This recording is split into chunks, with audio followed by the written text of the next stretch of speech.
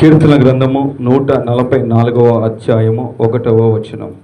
కీర్తన గ్రంథము 144వ అధ్యాయము 1వ వచనం. తీసిన వాళ్ళు ఆమెన్ చెప్తారా?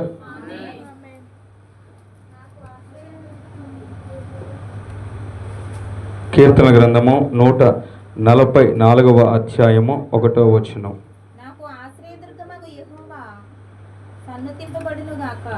నాకు ఆశ్రయదుర్గమగు యెహోవా సన్నుతింపబడునుగాక. ఆయన నా చేతులకు యుద్ధమును నా వేళ్లకు పోరాటమును నేర్పువాడై ఉన్నాడు. హల్లెలూయా. మరొకసారి చదువుతారా? ఆయన నా చేతులకు యుద్ధమును నా వేళ్లకు పోరాటమును నేర్పువాడై ఉన్నాడు. ఆ పై వచనంలో రాయబడిన మొదటి లైన్, నా ఆశ్రయ దుర్గమగు యెహోవా సన్నుతింపబడునుగాక. హల్లెలూయా. ఈరోజు వర్తమానం మీరు వింటున్నప్పుడు దయచేసి శ్రద్ధ కలిగి ఆలకించండి ప్రతి మాట కూడా. ఎందుకంటే మనలో చాలామందికి ఉన్న ఒక అపోహ, ఈరోజు ప్రభు తీసివేయనుగాక. ఆమేన్. ఎందుకంటే చాలామందికి ఉన్నటువంటి ఒక అపోహ ఏంటంటే క్రైస్తవ్యం అనగా పూర్తి ఆత్మీయత. ఏమనుకుంటారు? పూర్తి ఆత్మీయత, పూర్తిగా ఇక ఏదైనా ప్రార్థన, ఏదైనా సరే భాషలు, ఏదైనా సరే ఆత్మ సంబంధమైనదిగా ఆలోచిస్తారు. అయితే ప్రభువు వాక్యములో లేదా ఆయన మాట పట్టుకొని వెళ్ళి నిలబడి ఈ రోజుకి ప్రపంచాన్ని శాసించే ఒక స్థితిలో ఉన్న ఇశ్రాయేలు దేశాన్ని ఆయన ఏ రీతిగా నిలబెట్టాడో వాళ్ళు అవలంబించిన పద్ధతి లేదా వారు నేర్చుకున్న పద్ధతి ఏమిటో ఈరోజు ప్రభు మనతో మాట్లాడునుగాక. హల్లెలూయా. వాక్యములో ఆయన చెప్పిన మాట కీర్తన గ్రంథం 144వ అధ్యాయం మొదటి వచనంలో, నాకు ఆశ్రయ దుర్గమగు యెహోవా సన్నుతింపబడునుగాక. ఆయనట ఆశ్రయ దుర్గము. ఎవరికి? మనకు ఆశ్రయ దుర్గం. మనకు ఆశ్రయ దుర్గముగా ఆయన ఉన్నాడు. మనకు కష్టం వస్తే ఆయన దగ్గరకు వెళ్తాం, ఇబ్బంది వస్తే ఆయన దగ్గరకు వెళ్తాం. ఉన్నన్ని రోజులు జాగ్రత్తగా ఉంచి సరే అని పంపించేవారు బంధువులు. కానీ ఆశ్రయ దుర్గమైనటువంటి దేవాది దేవుడు చేసే పని ఏంట్రా అంటే, నువ్వు ఎక్కడ పడిపోయావో అలా నిలబడేలాగా మరలా నిన్ను పంపిస్తాడు. ఎక్కడ ఓడిపోయావో ఓడిపోకుండా యుద్ధము ఎలా చేయాలో నేర్పించి పంపిస్తాడు. ఎక్కడ దిగజారిపోతున్నావో అక్కడ నుంచి పైకి ఎలా రావాలో జ్ఞానమునిచ్చి నడిపిస్తాడు ఆయన. మనుషులకు దేవునికి ఉన్న తేడా ఏమిట్రా అంటే, మనుషులు చెయ్యి వేసి శబాష్ నేను నీతో ఉన్నానంటారు, కానీ వాడు వెనకాల ఏం తవ్వుతారు? గోతులు తవ్వుతారు. ఎరా నీకు నేను లేనా, నా దగ్గరికి వచ్చి 4 రోజులు ఉండొచ్చు కదా అని అంటారు. కానీ ఇంటికి వెళ్ళి 4 రోజుల తర్వాత ఈడెప్పుడు పోతాడరా అని చూస్తారు. మనుషులకు ఉన్నటువంటి బుద్ధి అది. కానీ దేవుడు ఆ రీతిగా ఉండడు. దేవుడు నువ్వు ఆశ్రయిస్తే, ఆయన ఆశ్రయ దుర్గముగా నువ్వు అనుకుంటే, ఆయన దగ్గరకు నువ్వు వెళితే నీకేం నేర్పిస్తాడు తెలుసా? ఎలా పోరాడాలో, హల్లెలూయా, ఎలా యుద్ధము చేయాలో, ఎలా నడుచుకోవాలో, ఎలా ఉండాలో, ఎలా ఎదగాలో, ఎలా నడవాలో ప్రార్థన నేర్పిస్తాడు. ఆత్మలో వర్ధిల్లుట నేర్పిస్తాడు. అలాగునే భవిష్యత్తులో నీ యొక్క జీవితంలో ఎలా ఉండాలో ఆయన నేర్పిస్తాడు. ఆమేన్. ఆ కింద మాట దాని అర్థం అది. ఆశ్రయ దుర్గము అయిన దేవుని యొద్దకు నువ్వు వస్తేనట ఆయన నీ చేతులకు ఏం నేర్పిస్తాడట? గడి చెప్పాలి. ఏం నేర్పిస్తాడు ఆయన? యుద్ధము నేర్పిస్తాడు. నీ వేళ్లకు పోరాటమును నేర్పిస్తాడు. హల్లెలూయా. నీ చేతులకు యుద్ధమును నేర్పిస్తాడు. ఎలా యుద్ధము చేయాలో నేర్పిస్తాడు. ఇప్పుడు నేను ఒక మాట మిమ్మల్ని అడుగుతాను, ఆత్మీయ ప్రపంచంలో మీ చేతులు ఏం చేస్తాయి? ప్రభు చెప్పిన మాట ఏంటి? ఆయన వాక్యములో ఉన్న మాట కదా. ఆత్మీయ ప్రపంచంలో ప్రార్థనే కదా మన ఆయుధం, అవునా? మరి చేతులు పని ఏంటి? ప్రభు దేనికి నేర్పిస్తానన్నాడు? యుద్ధము దేనికి నేర్పిస్తాన్నాడు? నీ చేతులకు, అంటే అనగా నీకు నేర్పిస్తానన్నాడు యుద్ధము. ఏ యుద్ధము అనగానే మనం వెంటనే యుద్ధము అనగానే ఎఫెసీయులకు రాసిన పత్రిక 6వ అధ్యాయం 12వ వచనం రాయబడి ఉంటుంది. మనం పోరాడునది మనుషులతో కాదు, శరీరులతో కాదు, రక్త మాంసములతో కాదు. మనం పోరాడునది ప్రధానులతో, అధికారులతో, లోకనాథులతో, ఆకాశ మండలమందున దురాత్మల సమూహములతో మనం పోరాడుచున్నాం అన్న మాట రాయబడి ఉంటుంది. నేను మాట చెబుతాను, ఆలకించండి. నువ్వు ఎక్కడికన్నా వెళ్ళినప్పుడు నిన్ను ఉద్యోగంలోంచి తీసేశారు అనుకోండి, ఒక 4 సంవత్సరాల తర్వాత, 5 సంవత్సరాల తర్వాత మనం ఏమని అంటాం?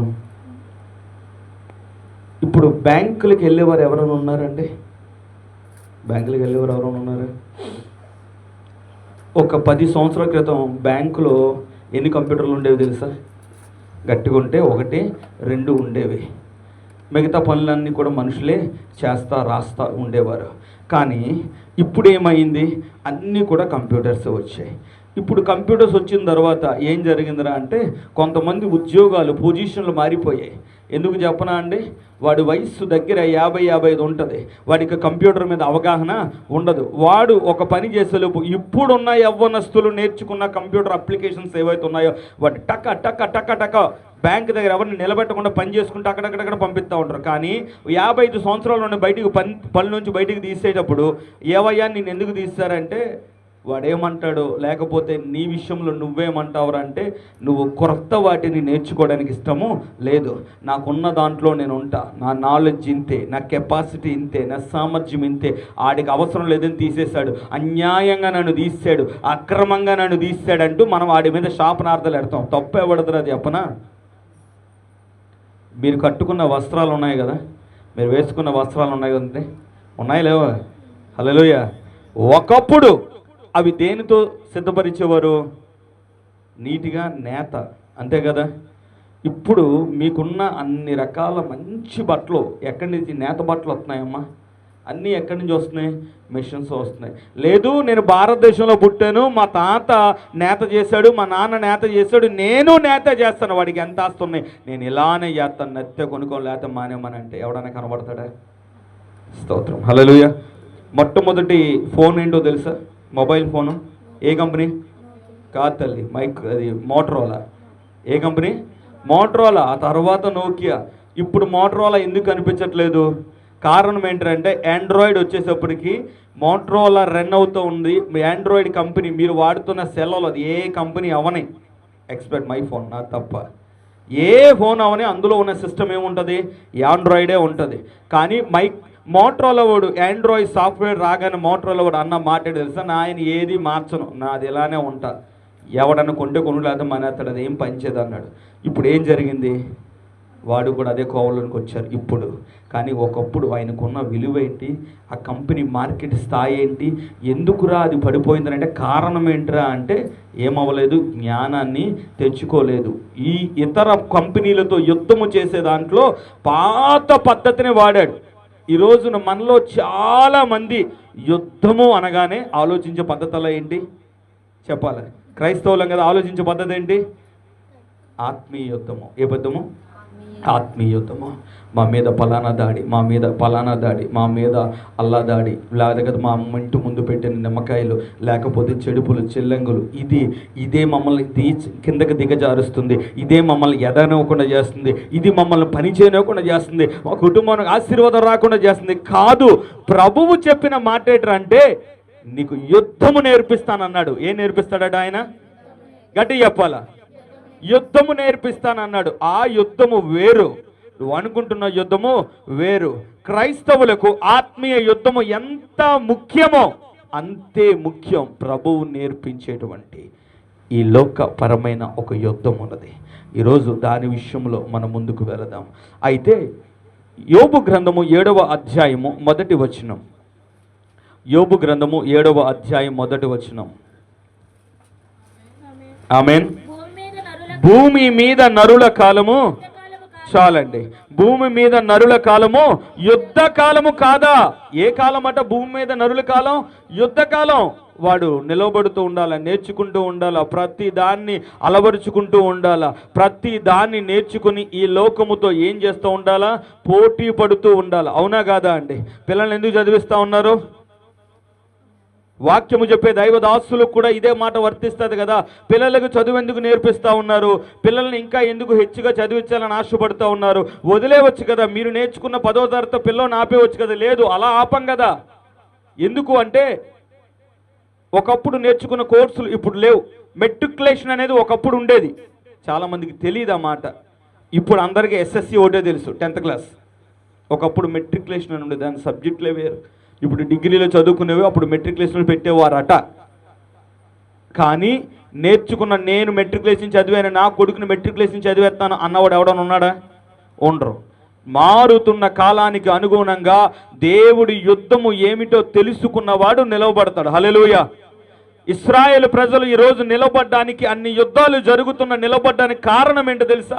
దేవుడు ఆశీర్వాదం మా మీద ఉందని గెంతులు వేయడం మాత్రమే కాదు, వారు ఆత్మీయ యుద్ధాన్ని ఒకవైపు చేస్తూనే సాంకేతికపరమైన జ్ఞానము, శాస్త్రీయపరమైన జ్ఞానమును అభివృద్ధి చేసుకుంటూ ఉన్నారు కాబట్టి నిలవబడ్డారు. హల్లెలూయా.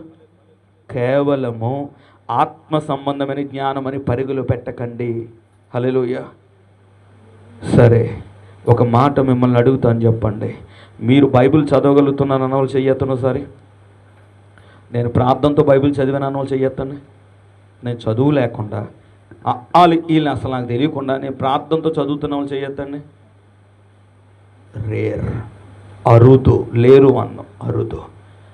మీకు దేవుడు ఆ జ్ఞానం ఎందుకు ఇచ్చాడో, తన వాక్యం చదవడానికి, ఆ వాక్య ప్రకారం నడుచుకోవడానికి, ఆ వాక్య ప్రకారం అభివృద్ధిలోనికి వెళ్ళడానికి, జ్ఞానాన్ని పొందుకోవడానికి. కానీ మనం ఎక్కడ ఆగిపోతున్నాం తెలుసా? ఆత్మీయ యుద్ధము అన్న దగ్గర ఏమని ఆగిపోతున్నామంటే ఇదే ఆత్మీయ యుద్ధం, ఆత్మలకు సంబంధించిన యుద్ధం, దురాత్మలో పోరాటం. అవును, దురాత్మలో పోరాటం చేసావు. ఏం చేసావు? ఏం జరిగిన తర్వాత? ఎక్కడ వేసిన గొంగలు అక్కడే. కారణం ఏంట్రా అంటే, నువ్వు యుద్ధాన్ని దయ్యాలు రాకుండా ఆపావు, దురాత్మలు దాడి చేయకుండా ఆపావు. కానీ నువ్వు ఎదగాలంటే అవి వచ్చి సాయం చేస్తాయా? పోనీ అవి రాకపోవడం వల్ల నువ్వు ఎదుగుతావా? కాదు. నీ అంతట నువ్వు ఏం చేయాలా? ఎదిగే ప్రయత్నాన్ని చెయ్యాలా. చాలామంది ఆగిపోయారు. కొంతమంది పెండ్లైన తర్వాత ఇంకా నా జీవితం అయిపోయిందని చదవడం మానేస్తారు. ఇంకొంతమంది ఏదైనా వారి జీవితంలో బలమైన గాయం తగిలితే నా జీవితం అయిపోయిందని చేసి ఆపేసుకుంటారు. కానీ ప్రభువు అలా ఎప్పుడూ చేయమని కూడా చెప్పలేదు. ఫైర్ యువర్ ఇన్ఫర్మేషన్, మీ యొక్క సమాచారానికి ఒక మాట చెప్తున్నాను. యేసు ప్రభు సినగోగులో తన విద్యను అభ్యసించాడు. ఆమేన్. సినగోగులు అంటే యూదులకు ధర్మశాస్త్రం చదవడం ఎలాగో, ఎలా ఉండాలో, ఏం చేయాలో, హెబ్రీ భాష అంతటిని కూడా యూదులకు ఈ సినగోగుల్లో నేర్పిస్తారు. యేసు ప్రభు చేసిన పని అది. హల్లెలూయా, హల్లెలూయా. కాబట్టి యుద్ధము అనగానే మీరు ఏ యుద్ధానికి వెళ్ళొద్దు, ఆత్మయుద్ధం మాత్రమే అని పరిగెట్టకండి. ఇంకో యుద్ధం ఉంది, అదేమిటో చూద్దురు. కానీ ఆదికాండము 27వ అధ్యాయము తీసామని చెప్పండి. ఆదికాండము 27వ అధ్యాయము 27వ అధ్యాయంలో ఇస్సాకు తన యొక్క కొడుకులను పిలుస్తాడు. పిలిచినప్పుడు అందులో ఒకే ఒక కొడుకుని ఆయన ఇష్టపడతాడు. ఎవరా కొడుకు? ఏశావును ఇష్టపడతాడు. ఏశావును పిలిచి, నాన్న రా, నేను నిన్ను ఆశీర్వదిస్తాను. నేను తినట్లు మంచి వేట నువ్వు వేటాడి తీసుకురా, నేను తిని తృప్తి పొంది నేను ఆశీర్వదిస్తానని ఆశీర్వదించడానికి ప్రయత్నాలు జరిగాయి. అయితే తల్లి ఆ ప్రయత్నాలు మార్చి ఆ ప్లేస్లో ఎవరిని పెట్టిందంటే యాకోబుని పెట్టింది. ఇప్పుడు యాకోబు అని తెలియక ఇస్సాకు మోసపోయి యాకోబుని ఆశీర్వదించాడట. 27వ వచనం, అతను దగ్గరకు వచ్చి అతను ముద్దు పెట్టుకొనెను. అప్పుడు అతడు అతని వస్త్రములను వాసన చూచి అతనిని దీవించెట్లాడెను, ఇదిగో నా కుమారుని సువాసన. దయచేసి రౌండప్ చేసుకున్న వాళ్ళు ఒక్కొక్క ఆశీర్వాదం రౌండప్ చేయండి. ఇదిగో నా కుమారుని సువాసన. 1, యెహోవా దీవించిన చేని సువాసన. 2, ఆకాశపు మంచు. 3, భూసారము. 4, విస్తారమైన ధాన్యము. 5, ద్రాక్షారసము దేవుడు నీకు అనుగ్రహించును. 6, తర్వాత అండి, జనము నీకు దాసులగుదురు. 7, జనములు నీకు సాగిలపడుదురు. 8, నీ బంధు జనులు నీకు ఏలికయుందురు. 9, నీ తల్లి పుత్రులు నీకు సాగిలపడుదురు. 10, నేను శపించువారు శపింపబడుదురు. 11, నేను దీవించువారు దీవింపబడుదురు. ఎన్ని ఆశీర్వాదాలు పొందుకున్నాడు ఈయన?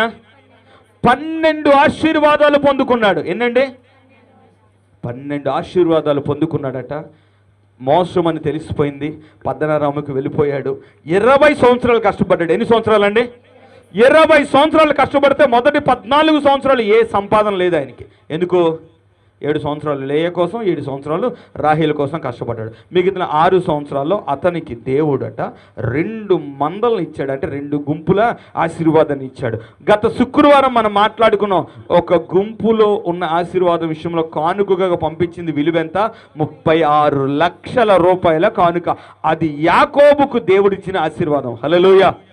అలాగే మీరు ఆ వాక్యంలో మరుసటి పేజీ తిప్పింది అది అక్కడ రాయబడి చూడండి, 39వ వచనం నుంచి. అది యాషావును తండ్రి అయా ఆశీర్వదించు అని అడిగితే తండ్రి అన్నాడు, ఆశీర్వాదాలన్నీ ఆయనకి ఇచ్చేస్తాను, ఇక నా దగ్గర శాపాలు తప్ప మరొకటి లేవు అని చెప్పి, కానీ ఒక విలువైన మాటను అక్కడ విడుదల చేశాడు.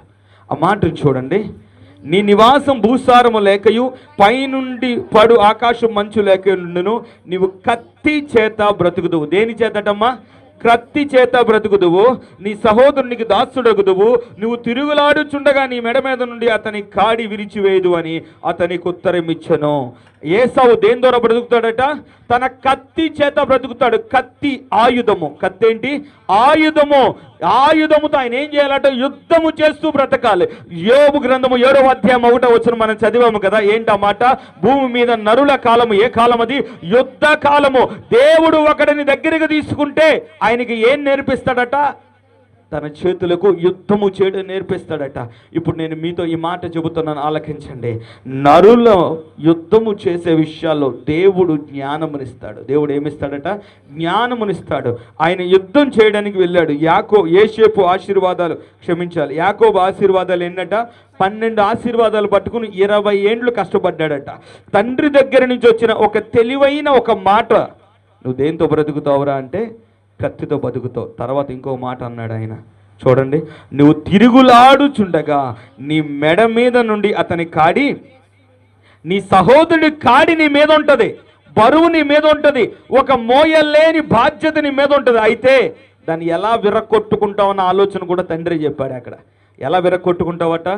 నువ్వు తిరుగులాడుచుండగా, ఒక చోట నువ్వు ఉంటే పని అవ్వదు, ఒక చోట స్థిరంగా ఉంటే పని అవ్వదు, నేను ఎక్కడే ఉండిపోతానా, జీవితం ఇదే అంటే పని అవ్వదు. నువ్వు తిరుగులాడుచుండగా నీ మెడ మీద ఉన్న కాడి విరగొట్టబడుతుంది.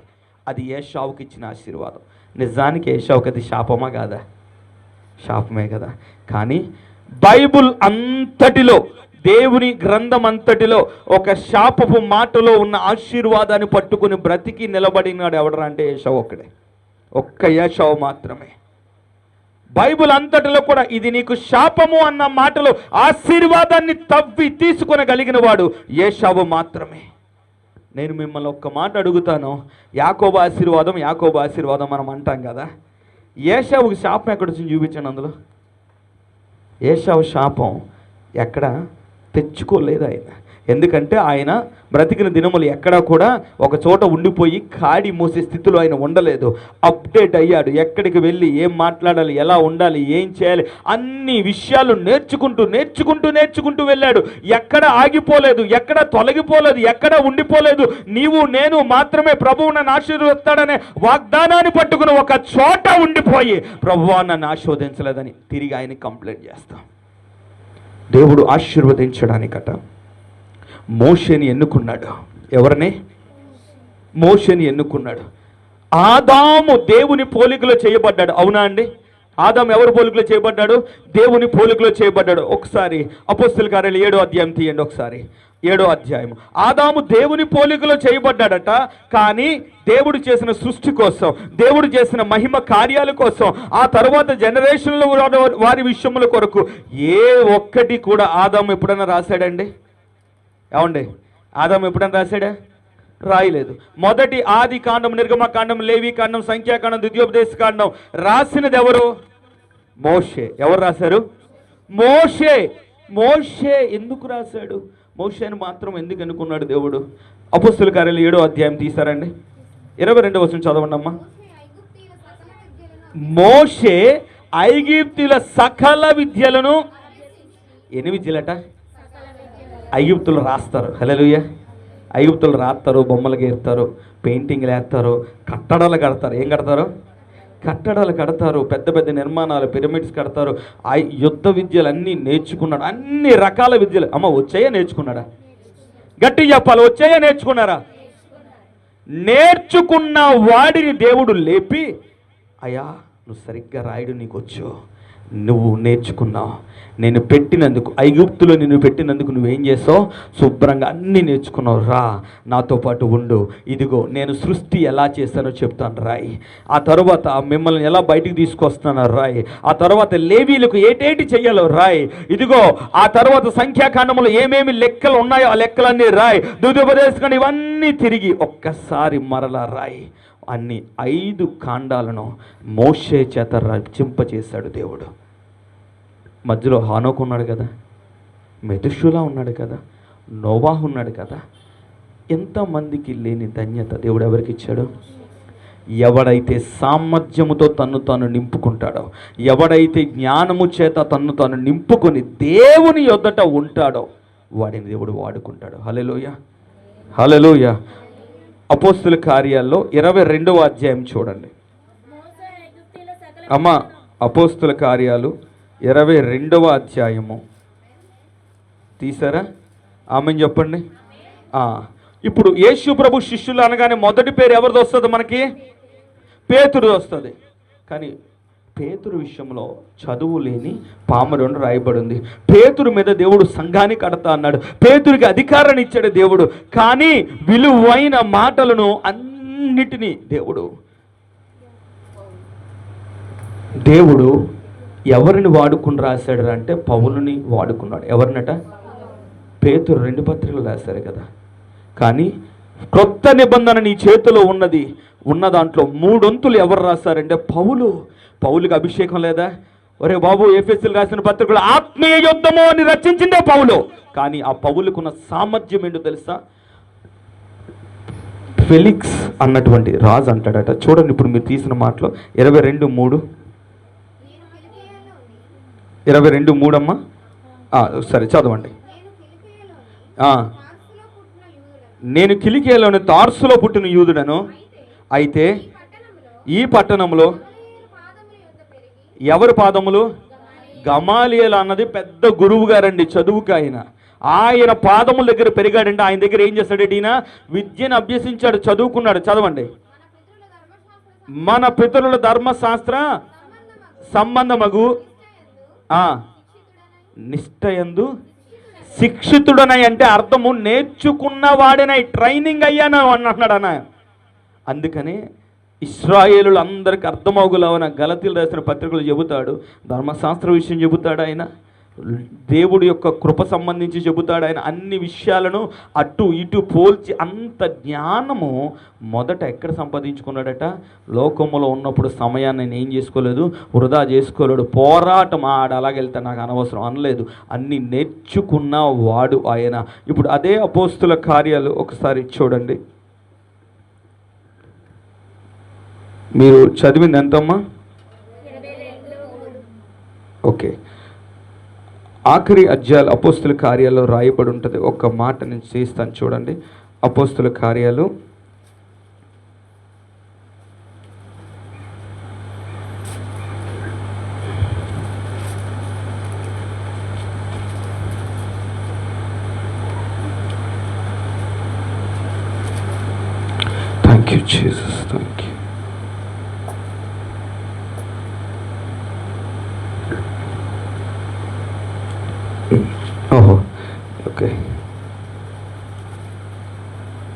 26, 24 అపోస్తుల కార్యాలు 26, 24. అతడు ఇలాగూ సమాధానం చెప్పుకొనిచుండగా పేస్తూ, పౌలా, నువ్వు వెర్రివాడవు, అతి విద్య వలన నీకు దేని వల్లట? ఎంత చదువుకున్నాడు పౌలు? అప్పుడు చదువుకున్న సంగతి ఎవరికి తెలుసట? ఫేస్తు అన్న ఒక రాజు, ఆయన చెప్తా ఉన్నాడు, అతి విద్య వల్ల నీకు ఏం పట్టింది? పిచ్చి పట్టింది. ఆయన దేవుడు ఎన్నుకున్నటువంటి ఆయన ఏం చదువుకున్నాడరా అంటే పూర్తి జ్ఞానముతో ఆయన నింపబడ్డాడు. హల్లెలూయా. పిల్లలు మీరు జాగ్రత్తగా వినండి. ఈరోజు దేవుడు నిన్ను నింపాలి, దేవుడు నిన్ను ఆశీర్వదించాలంటే నువ్వు కూడా లోకముతో యుద్ధము చేసేవాడివై ఉండాలి. నీ యొక్క ఇతర చదువుతున్న వారితో కానీ లేకపోతే నీ ఉద్యోగస్తులతో కానీ పోటీ పడేటువంటి మనస్తత్వం నీకు ఉండాలి. నీ యుద్ధము అక్కడ ఉండాలి. అలాగని ఇంటికి వచ్చి ప్రార్థన చేయడం మానేత అది కుదరదు. హల్లెలూయా. నీ ఆత్మయుద్ధం కొనసాగుతూనే ఆత్మీయ యుద్ధములో అపవాది దాడులను ఆపావు, స్తోత్రం, మంచిది. అపవాది దాడులు ఆపిన తర్వాత నీ ఎదుగుదల విషయంలో ఎవరు జాగ్రత్త తీసుకోవాలి? మీ అమ్మగారు ఎత్తారా జాగ్రత్త, మీ నాన్నగారు ఎత్తారా? వాళ్ళు నీకు పుస్తకాలు ఎత్తారు. ఏమెత్తారు? చదవాల్సింది ఎవరు? నీకు నీట్గా చల్లగా ఉండడానికి ఏసీలు, లేకపోతే ఫ్యాన్లు, మంచి పరుపులు, మంచి దుప్పట్లు, మంచి బట్టలు ఇస్తే శుభ్రంగా ఏసుకు తిరుగుతావు, కడుపు నిండా తింటావు, జాగ్రత్తగా ఒంటికి వచ్చి పడుకుంటావు. కానీ ఇచ్చిన పుస్తకాల సంగతి ఏం చేస్తాం? మోషే చదువుకున్నాడట. ఏం చేస్తారండి? మోషే చదువుకున్నాడు, పౌలు చదువుకున్నాడు, సొలొమోను మహారాజుకు దేవుడిచ్చిన జ్ఞానము 3000 సామెతలు రాశాడట, 1005 కీర్తనలు రాశాడట, పుస్తకాలు ఆయన పక్షుల కోసం రాశాడట, జంతువుల కోసం రాశాడట, భూమి మీదను గోడల్లో పుట్టేటువంటి ఆ యొక్క మొక్కల కోసం కూడా ఆయన రాశాడట. దేవుడు ఆయనకి ఇచ్చిన జ్ఞానము అది పరలోక సంబంధమైన జ్ఞానమా, భూ సంబంధమైన జ్ఞానమా? మొక్కల కోసం, చెట్ల కోసం, జంతువుల కోసం, వీటి కోసం అన్నీ రాసిన ఏ జ్ఞానం అది? భూలోక సంబంధమైన జ్ఞానమే. దేవుడు సామెతల గ్రంథము 2వ అధ్యాయంలో చెప్పబడిన మాట చూడండి ఒక్కసారి, అందరూ కూడా 2వ అధ్యాయం 6వ వచనం.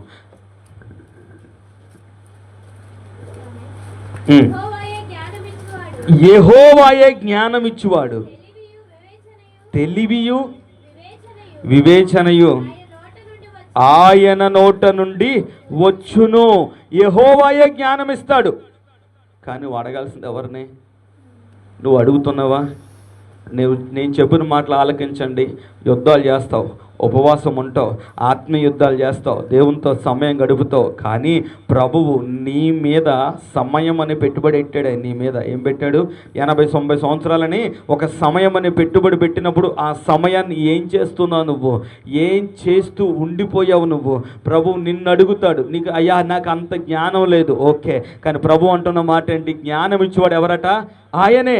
చాలామంది ఉన్న స్థితిలో ఉంటారు, ముందుకు వెళ్ళడానికి ఇష్టపడరు, కష్టపడడానికి ఇష్టపడరు, మరలా చదువు అనేసరికి ఇష్టపడరు, కొత్తగా ఏదైనా నేర్చుకుందామనడానికి ఇష్టపడరు, ఉన్న స్థాయిలోనే ఉంటారు. కారణం ఏంటంటే దేవుడా, దేవుడు ఏమన్నాడు మన శుక్రవారం గుర్తుందా? ఆశీర్వాదం నీ మీద ఉందయ్యా. అది పొందుకోవడానికి, ఆ లెవెల్కి వెళ్ళడానికి ఒక చిన్న అర్హత కావాలి. ఒక ఏడాది కష్టపడితే అర్హత వస్తుందేమో. మేబీ మీలో చాలామంది కంప్యూటర్ సంగతి తెలియదు. కంప్యూటర్ నేర్చుకుంటూ 3 నెలలు, రోజుకి సాయంత్రం 1 గంట, నీకు అర్హత వస్తుందా రాదా? నీ జాబ్ పెరిగితే పెరగదా? నీ స్థాయిని పెంచగలడా పెంచలేడే దేవుడు? నీకు జ్ఞానం ఇచ్చింది దేవుడే కాదా? కానీ నువ్వేం చేస్తావురా అంటే అవన్నీ పిల్లలు చేస్తారండి, మనకెందుకు? నీకు ఆశీర్వాదం కావాలి. మళ్ళా ఏం కావాలా? కానీ జ్ఞానము వద్దు. ఏమొద్దు మనకి? 100 రోజులు ఉపవాసం ఉండి మోకాలేసి ఏడమంటే ఈడుతావు. అమ్మ రోజుకు 1 గంట కష్టపడు, నా ఆశీర్వాదం నీ మీద సిద్ధంగా ఉంది. కొంచెం నువ్వు ఈ అర్హత కొంచెం పొందుకోగలిగితే నేను మరొక స్థాయికి దేవుడు తీసుకెళ్తానంటే మనం మాత్రం ఏం చేయం? ఒప్పుకోం. వద్దు, నేను చేయను. అదే ఎందుకు రాదు చూస్తానంటాం. హల్లెలూయా. ప్రభు అలా చేయమన్నది నిన్ను. దావీదు విషయం చూడండి. దావీదు సౌలు దగ్గరికి వచ్చేసరికి 16 మొదటి సమూయేలు గ్రంథం 16వ అధ్యాయంలో చూడండి. 16వ అధ్యాయంలో సమూయేలు రాజుగా ఉండడానికట దావీదుని అభిషేకించాడని మొదటి సమూయేలు గ్రంథము చూడండి ఒకసారి, తీసారా?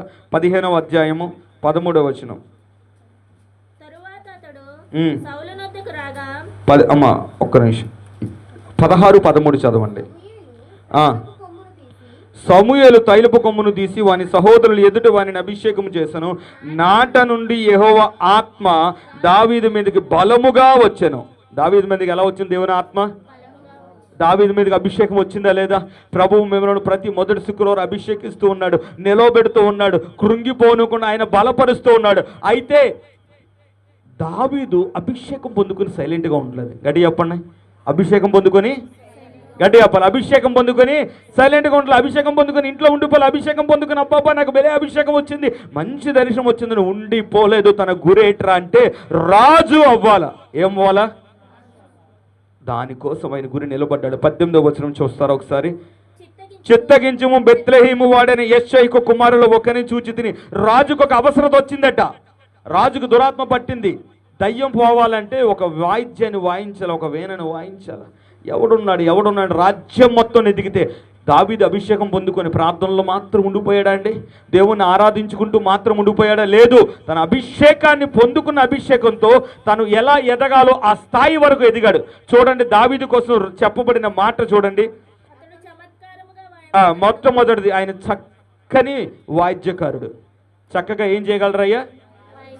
చక్కగా వచ్చని ఆగిపోయడం లేదు, అభిషేకం ఉందని ఆగిపోయడం లేదు. తనకు ఉన్నటువంటి ఆసక్తుల్లో చక్కని సంగీతాన్ని వాయించగలగడానికి. మరి ఇశ్రాయేలు ప్రజలు వేరే ఎవరు వాయించలేరా? మీరు వాక్యం చూస్తే అంతకు ముందు బోలెడు మంది వాయిద్యకారులు ఉన్నారు, అనేక మంది వాయిద్యాలు వాయించేవారు ఇశ్రాయేలు ప్రజలలో ఉన్నారు. కానీ పేరొందిన వాడు ఎవడరా అంటే దావీదు. రాజు అయిన తర్వాత కాదు, అవ్వక ముందు అభిషేకం పొందుకున్న తర్వాత ఆ స్థాయికి ఎదిగాడట. వాయిద్యము వాయించే దాంట్లో రెండవది బహుశూరుడు. ఎవరైనా మంచి శూరత్వం కలిగిన వాడు. తర్వాత యుద్ధశాలి, మంచి యుద్ధములు చేయగలిగిన వాడు. మాట నేర్పరి, రూపసి, మరియు యెహోవా వానికి మనదేంట్రా అంటే ఫస్ట్ పెడతాం అది యెహోవా నాకు తోడు అని.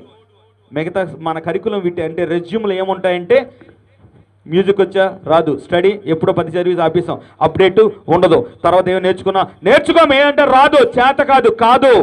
ప్రభు నీకు జ్ఞానం ఇచ్చాడు, నువ్వే వాడుకోవడం మానేసి, నిలబడ్డం మానేసి, ఎక్కడ వేసినట్టు అక్కడే ఉండిపోయి నన్ను ఆశీర్వదించలేదంటూ ప్రార్థనలో మూలుగుతూ ఉన్నావు. అది ఎంత కష్టతరమో తెలుసా నీ దేవునికి. నేను ఆశీర్వదించాలి ఆయన ఆశ, కానీ నువ్వేం చేస్తున్నావు? ఏమీ చేయను.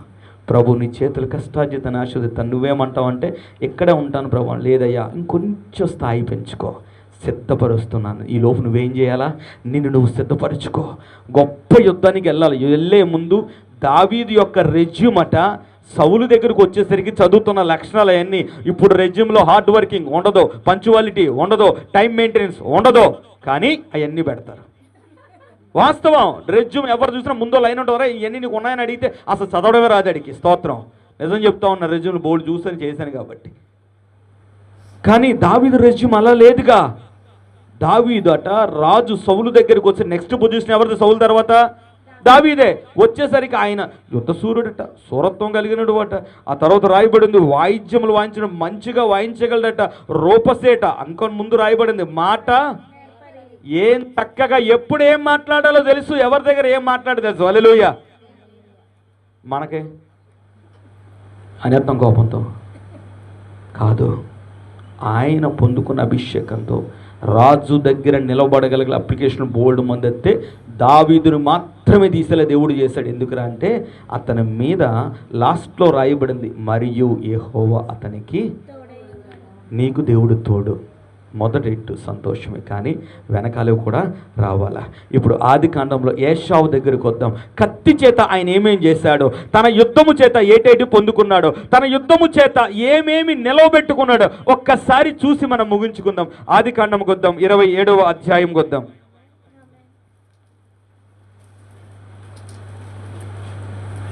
తీసారండి? ఆయన నిలబెట్టుకున్న తరువాత చూడండి, యోసేపుకున్న ఆశీర్వాదాలు చదివాం కదా, ఎన్ని? 12. ఏశావుకి గడియాపాల. వినండి, యోసేపు రిటర్న్ వస్తూ ఉన్నాడు. యాకోబు ఏం చేస్తున్నాడు? 16 నుంచి రిటర్న్ వెనక్కి వస్తూ ఉన్నాడు. ఆ అధ్యాయం తీయండి, 32వ అధ్యాయం. దయచేసి వాక్యం విన్నవ్వండి, ఎవరిని పంపి ఎవరిని డిస్టర్బ్ చేయకండి. 32వ అధ్యాయం తీసారండి. 6వ వచనం చూడండి. ఆ దూతలు యాకోబు నొద్దకు తిరిగి వచ్చి, మేము నీ సహోదరుడిని ఏశావు నొద్దకు వెళితిమి. ఎంతమంది అమ్మా?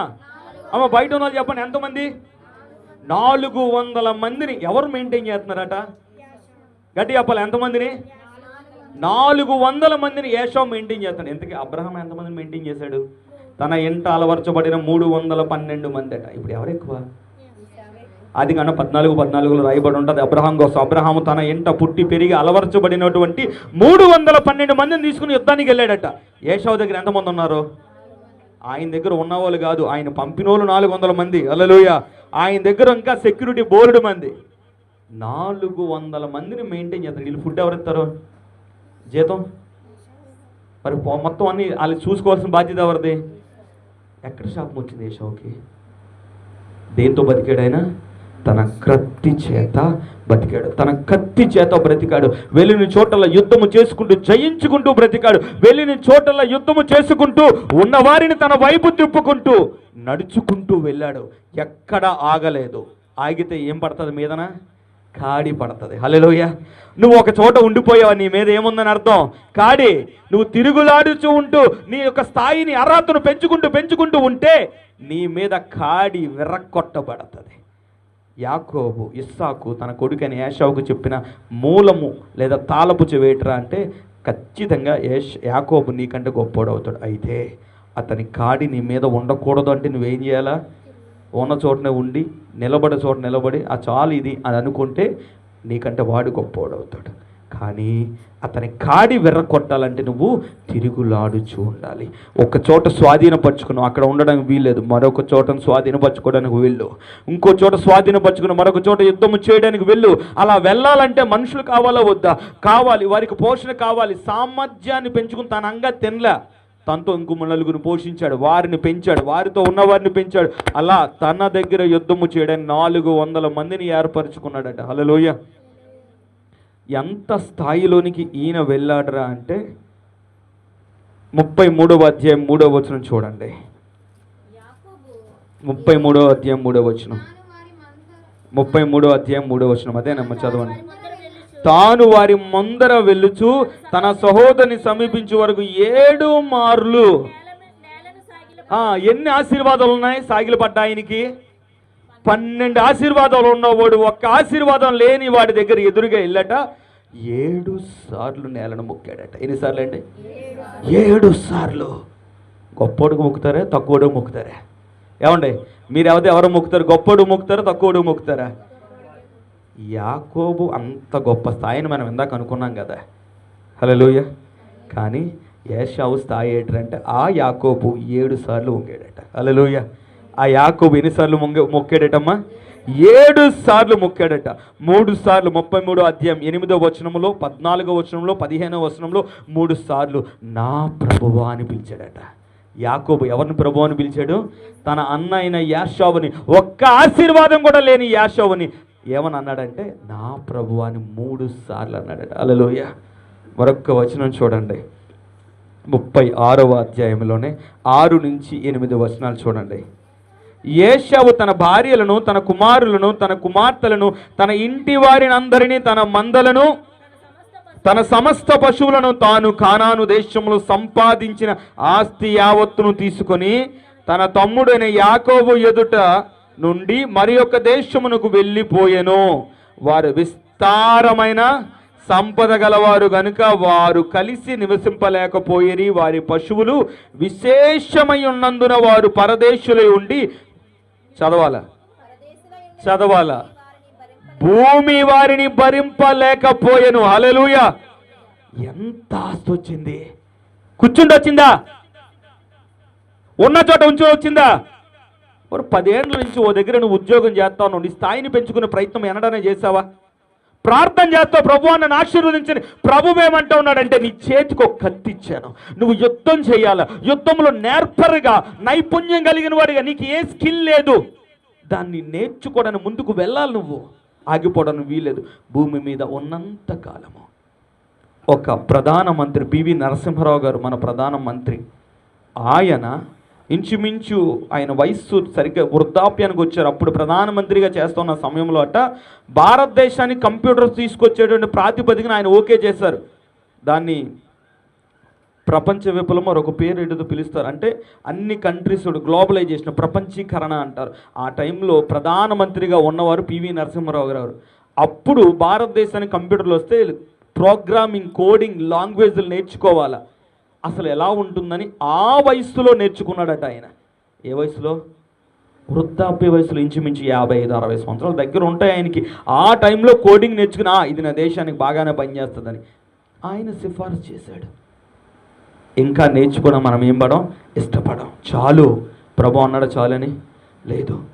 ఈరోజు నేను మీతో చెప్తున్నాను, దయచేసి నువ్వు అర్ధరాత్రి లెగు, ప్రార్థన చేయి. వేకుజాము లెగు, ప్రార్థన చేయి. ఉపవాసాలుండు, భాషలు మాట్లాడు, దేవుని సమయాన్ని గడుపు. అన్నిటికంటే ముఖ్యంగా వాక్యాన్ని విపరీతంగా చదువు. అయితే చదువుకున్న దాంట్లో, దేవునితో సహవాసం చేసిన దాంట్లో పొందుకున్న అభిషేకమును ఏం చేస్తాం? ఆయన అభిషేకం దయ్యాలు పోగొట్టడానికే కాదు, హల్లెలూయా, దయ్యాలు పోగొట్టడానికే కాదు, నిన్ను నిలవబెట్టేది ఏంటి? అభిషేకం. ఎలా నిలవబెడుతుంది? నీకు రానిది నేర్పిస్తుంది. నువ్వు నేర్చుకోకుండా వెళ్తే ఎలా వస్తుందరా? నేర్చుకోవడానికి వెళ్ళాలా వద్దా? ముందుకు తరబేతికి వెళ్ళాలా వద్దా? ఒక చోటను ఎందుకు ఉండిపోయాం? మిగతా వాడు డెవలప్లోకి వెళ్తాను, నువ్వెందుకు వెళ్ళలేకపోతున్నావు? వాడికి నీకు తేడా ఏంటి? ప్రభు నీకు జ్ఞానం ఇచ్చాడు, లేకపోతే ఆయన అడుగు. మీలో ఎవరికైనా జ్ఞానము కొదువుగా అయ్యి ఉన్నాడలా తండ్రిని అడగవలని నీకు ఇస్తానన్నాడు కదా. నువ్వేం చేస్తావు అన్నా? ఇశ్రాయేలు ప్రజల్ని దేవుడు అన్నాడు, నేను నిన్ను ఆశీర్వదిస్తానన్నాడు. అన్నాడని ఇశ్రాయేలు ప్రజల్ని. అబ్రహాం ఆశీర్వాదం అంతా ఎవరిది? ఇశ్రాయేలు ప్రజలదే కదా. దేవుడు మమ్మల్ని ఆశీర్వదించాడని వాళ్ళు బలులు అర్పించుకుంటూ కూర్చున్నారు అనుకున్నారా మీరు? దేవుడు మమ్మల్ని ఆశీర్వదించాడని రోజుకు 3 పూట్ల ప్రార్థన చేసి చాలని పడుకున్నారు అనుకున్నారా? అలా పడుకుండాలి, ఎప్పుడో పోదురు. అలా పడుకోలేదు. ఇందాక మనం ఒకటి మాట్లాడుకున్నాం, మొట్టమొదటి మొబైల్ ఏంటని చెప్పారు మీరు? దాన్ని కనిపెట్టింది ఎవరో? కోపర్ అనేటువంటి ఆయన, మార్టిన్ కోపర్ అని కనిపెట్టాడు మొబైల్. ఆయన ఎవరు అంటే యూదుడట. ఎవరైనా? యూదుడు. మీ అందరు లెక్కలు బోల్డ్ చదువుతారు, ఒక పేరు చెప్పగానే టప్పని వెలిగింది. ఐన్స్టీన్ అన్న పేరు ఎప్పుడైనా విన్నారా? ఆయన ఎవరు అంటే యూదుడు. మీరు విటమిన్స్ అనేవి మనం ఇప్పుడు వాడుతున్నాం, మాకు విటమిన్లు తక్కువయ్యా అంటారు. ఆ విటమిన్లు కనిపెట్టింది ఎవర్రా అంటే ఆయన. అవి ఉన్నవని కనిపెట్టింది ఆయన. ఈరోజు టైఫాయిడ్ వచ్చేస్తుందని ముందుగానే చెక్ చేసుకుని ట్యాబ్లెట్లను వేసుకుంటున్నాం. ఆ చెకింగ్ మెథడ్ కనిపెట్టింది యూదులు. ఎవరు వాళ్ళు? యూదులు. ప్రతిదీ ఏమన్నా తేడా కొడితే మా అమ్మ అంటది 2-3 రోజుల క్రితం అన్నది, ఏమే వర్షాలు పడతాయేమో చూడే అన్నది. మా చెల్లి ఎందులో చూస్తా తెలుసా? ఎందులోనే? గట్టిగా చెప్పాలా? గూగుల్. దాన్ని సెర్జ్ బ్రిన్ అని, ల్యారీ పేజ్ అని కనిపెట్టారు ఇద్దరు కలిపి. వాళ్ళిద్దరూ యూదులు. ఎవరు వాళ్ళు? ఉదయం లేచిన తర్వాత పనికి మళ్ళీ పోస్టులు బోల్డ్ ఎడతాం కదా మనం. ఎందులోనే? ఫేస్బుక్. విపరీతంగా వాడుతారు కదమ్మా. ఆ ఫేస్బుక్ కనిపెట్టింది ఎవరు? Mark Zuckerberg. ఆయన ఎవరు? యూదుడు. వారికి ఆశీర్వాదాలు ఉన్నాయని ఆగిపోయారు? ఆశీర్వాదాలు ఉన్నాయని బలులు అర్పించుకుంటూ ఉండిపోయారా? లేదు. ఎప్పటికప్పటికి ఇప్పటికీ ప్రపంచ దేశములో అన్ని రంగాల్లో ముందున్నది ఎవరంటే ఇశ్రాయేలు ప్రజలు. వారి ప్రార్థన ఒక్కటే కాదు, హల్లెలూయా, ప్రార్థనాపరాలు. ప్రార్థనలో పొందుకున్న అభిషేకము, జ్ఞానమును లోకముతో పోటీ పడుతూ అన్ని విషయాల్లో ముందుకు వెళ్తూ ఉన్నారు. ఈరోజు నేను చెబుతున్న కొన్ని విషయాలు చెప్తున్నా. మిషన్ కొట్ట ఎంతమందికి వచ్చు? బట్టలు ఇచ్చారు మిషన్కి? ఎప్పుడన్నా ఇచ్చారా? ఎక్కువ శాతం సింగర్ అని కనబడుతుంది మిషన్ మీద, తెలుసా మీకు? సింగర్ మిషన్ కనిపెట్టిన ఆయన పేరు అది. ఆయన కూడా అట యూదుడు. ఎలాంటి మోటరు యూదుడు. మించు 150 లిస్ట్ ఉంది. ఎంత లిస్టు? 150 లిస్ట్ ఉంది. అందులో మీకు బాగా తెలిసిన మాత్రమే చదువుతూ ఉన్నాను నేను. క్యాన్సర్ వస్తే కీమోథెరపీని చేయించుకుంటారు. పాల్ ఎన్రిచ్ అని చెప్పేసి ఒక ఆయన కనిపెట్టాడు కీమోథెరపీని. అనేకమైన వారు కనిపెట్టుకుంటూ ముందుకు వెళ్తే మనం జాగ్రత్త వాడుకుంటూ ముందుకు వెళ్తున్నాం. ప్రభువు ఇచ్చిన లేఖనాలు చెప్పిన మాట, అబ్రహాంకి ఇచ్చిన అదే ఆశీర్వాదాన్ని ఎవరికి ఇచ్చాను? మీకు ఇచ్చాను. పొందుకోవడానికి ఏం చేయాలట? కష్టపడాలి. నువ్వు యుద్ధం చేయకుండా ఆగిపోకూడదు. ఇతరులతో యుద్ధం చేయాలి. తిట్టడం, కొట్టడం ఇది కాదు క్రైస్తవ్యం నేర్పించే యుద్ధం. పోటీ పడే తత్వం. హల్లెలూయా. ఈరోజు నేను మీతో చెబుతున్నాను, ఎక్కడ మీరు ఆగిపోయారో దయచేసి అక్కడ ఉండకండి. అక్కడ నుంచి బయటకు ఎలా వెళ్ళాలి, మరొక స్థాయిలోకి ఎలా వెళ్ళాలి, నేను ఎంత కష్టపడాలి, లేకపోతే ఏదన్నా నేర్చుకుంటే ముందుకు వెళ్ళగలనా అనే ఆలోచన చెయ్యండి. ప్రభువు మీకు తోడు ఉంటాడు. హల్లెలూయా. నీ కత్తి ఏమిట్రా అంటే చదువు నీ కత్తి, నీకు ఇచ్చిన జ్ఞానము నీ కత్తి, నీకు ఇచ్చిన చేతి పని నీ కత్తి. దాన్ని అభివృద్ధిలోనికి చేసుకుని వెళ్ళాలి. అయ్యా యుద్ధానికి వెళ్ళి ఒకసారి యుద్ధం చేస్తావు, ఒక మంచి ఉద్యోగం సంపాదించావు, నీ చేతి పనితోనో, నీకు వచ్చిన జ్ఞానముతోనో, నీకు వచ్చిన స్కిల్తోనో దాన్ని అలానే ఉంచా, కత్తి తీసి జాగ్రత్త లోపల పెట్టి ఇదే బతుకు అన్నావు అనుకో. 10 సంవత్సరాలు అయింది, నీ తర్వాత జాయిన్ అయ్యి జీతాలు పెరిగిపోతుంది, నీకు పెరగట్లేదు. ఎందుకంటే ఆడికున్న స్కిల్ నీకు లేదు. ఇప్పుడు నీ కత్తి బయటికి తెస్తాను జంగట్టు ఉంటుందా? ఉండదా? 10 సంవత్సరాలు వాళ్ళది. ఇంక దాని వల్ల ఎప్పటికప్పటికి దేవుడు ఇచ్చిన జ్ఞానంతో ముందుకు వెళుతూ ఉండాలి. ముందుకు వెళుతూ నేర్చుకుంటూ ఉండాలి. ఉన్న చోటన ఉండడానికి ప్రభువు నిన్ను నన్ను పిల్లదు. హల్లెలూయా. ఈరోజు ప్రభు నీతో చెబుతున్నమాట, ఆశీర్వాదాలు పొందినవాడు దాని మీదే ఆధారపడితే, ఆశీర్వాదము లేకుండా కత్తి మీద ఆధారపడ్డవాడట సహోదరుడితో సమమయ్యాడు. మాటలు చెప్పడం అంతకంటే ఎక్కువయ్యాడు. కానీ దేవుడు ఆశీర్వాదం ఏంటంటే యాకోబు తరము నిలిచింది. ఏశావు తరం విషయం మనం పెద్దగా చెప్పుకోవడానికి లేదు. అంతే. కానీ తన బ్రతుకు దినములన్నిటిలో కూడా యాకోబు దగ్గర చెయ్యి చాపకుండా బ్రతికడి యాషావు. ఈరోజు నువ్వు బ్రతికిన దినములన్నీ ఎవరి దగ్గర చెయ్యి చాపకూడదు. అవును, ప్రభు నిన్ను అలానే పిలిచాడు. నిన్ను తలగా ఉంచుతానన్నాడు, నీకు జ్ఞానం ఇస్తానన్నాడు, జ్ఞానము నా దగ్గరే ఉంటుందని అన్నాడు. నిన్ను జ్ఞానం ఇచ్చి నీ యుద్ధాల్లో నిన్ను నిలవబెడతానన్నప్పుడు దయచేసి బద్ధకాన్ని తీసివేయి. ఏం తీసేయాలా? బద్ధకాన్ని తీసివేయి. రాదు, అవ్వదు, చేత కాదు, కుదరదు, ఇప్పుడా అన్న మాటలు మానేయండి. నేర్చుకోవడానికి దేవుడు సమయం ఇచ్చినప్పుడు నేర్చుకోండి, ముందుకు వెళ్ళండి. ప్రభువు నామాన్ని ఘనపరచడానికి ఈ రోజున అనేక మంది దేవుని నమ్మిన వాళ్ళు ఇంకా పేదరికంలో ఉండిపోవడానికి కారణం ఏంటి తెలుసా అండి? రెండో పద్ధతిని పాటించరు. ఏంటి పాటించరు? యుద్ధం చేస్తారు, దయ్యాలు రాకుండా చూసుకుంటారు, దురాత్మలు దాడి చేయకుండా చూసుకుంటారు, కానీ అభిషేకాన్ని నేర్చుకోవడానికి వాడటం మానేశారు. దయచేసి మీరు అలా ఉండకండి. హల్లెలూయా. అన్ని విషయాలలో మీరు ఆశీర్వదింపబడుదురుగాక. యోహాను పత్రికలో యోహాను చెప్పిన మాట, ప్రియుడా నీ ఆత్మ వర్ధిల్లుచున్న ప్రకారం అన్నింటిలో కూడా ఏమవ్వాలట? గట్టి చెప్పాలా? వర్ధిల్లుదురుగాక. ఆమేన్. అలాంటి కృప ధన్యత దేవుడు మీ అందరికీ దయచేయునుగాక.